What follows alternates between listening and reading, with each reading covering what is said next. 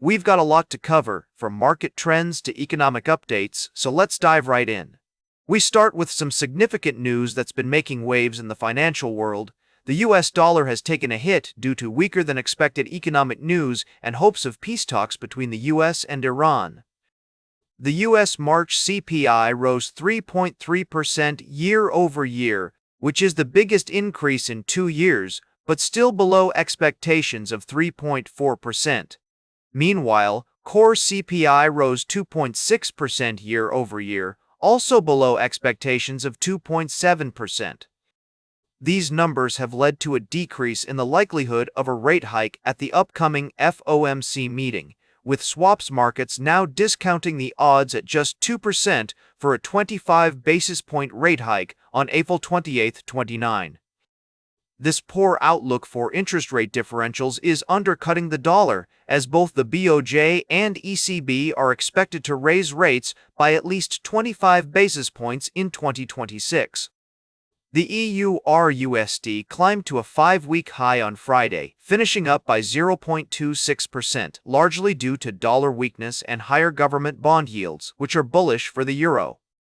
The yen also saw some movement, retreating after the Nikkei stock index rallied to a 5-week high, reducing safe haven demand. In precious metals, gold and silver prices settled mixed on Friday. Higher global bond yields weighed on precious metals prices, but hopes of a diplomatic resolution to the war in Iran have curbed some safe haven demand. Despite this, precious metals continue to see strong demand as a store of value amid ongoing uncertainty. We're going to take a closer look at these developments and what they mean for your investments throughout the show. We'll also be discussing other key stories from around the world of finance. We'll be right back with more from the world of stocks and finance on the Riskwiser Zone. Welcome back to the Riskwiser Zone, folks. We're diving into the world of cryptocurrencies, where the news is as volatile as the market itself.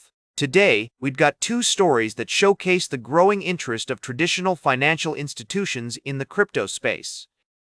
First off, Strategy, a software company with a significant stake in Bitcoin, has added 871 BTC to its stockpile this month, bringing its total holdings to 766,970 BTC.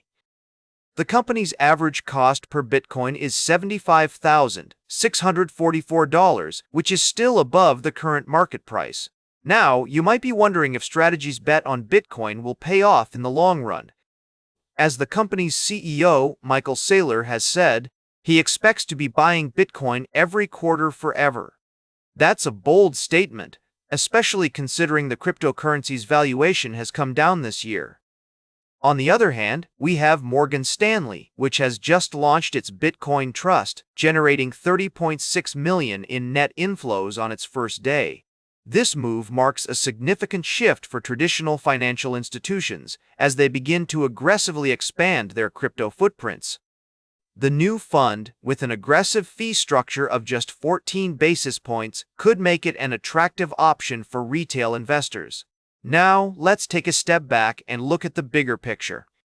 The crypto market has been experiencing a tough year, with Bitcoin down around 17% in value. However, as we've seen time and time again, the cryptocurrency market is known for its unpredictability. As Amy Oldenburg, head of digital asset strategy at Morgan Stanley, said, "Digital assets are increasingly intersecting with traditional markets, and our focus is on helping clients access that evolution through structures they understand and trust." As we navigate this complex landscape, it's essential to remember that investing in cryptocurrencies carries significant risks. But, as we've also seen, it can be a potentially lucrative opportunity for those who are willing to take the leap. So, what does this mean for you, our listeners? Well, if you're considering investing in cryptocurrencies, it's crucial to do your research and understand the risks involved. As always, we recommend a diversified portfolio and a long-term perspective. Welcome back to the Riskwiser Zone. Today, we've been exploring the intersection of technology and morality, and our final story takes us deeper into this fascinating topic. We're looking at a recent summit hosted by Anthropic, a company behind the popular AI model Claude, where they invited 15 prominent Christians to discuss the moral implications of their technology. According to reports, the two-day meeting included discussions on whether Claude can be considered a child of God and how to ensure it behaves itself. The attendees, including a Catholic priest and an AI ethics professor, delved into complex questions about AI sentience, moral formation, and the responsibility that comes with creating autonomous systems.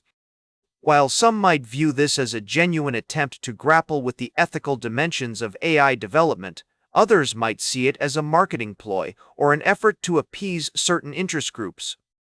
As one of the attendees noted, the company is growing something that they don't fully know what it's going to turn out as, which raises important questions about accountability and transparency. It's worth noting that Anthropic has announced plans to involve moral thinkers from other groups in future discussions, which could potentially lead to a more diverse and nuanced exploration of these issues. However, the fact that this conversation is taking place within a company preparing for an initial public offering, IPO, does raise concerns about the motivations behind it. As we consider the implications of emerging technologies on our society, it's essential to approach these discussions with a critical and open-minded perspective. By examining the intersection of technology, morality, and ethics, we can work towards creating a more informed and responsible dialogue about the future of AI and its potential impact on humanity.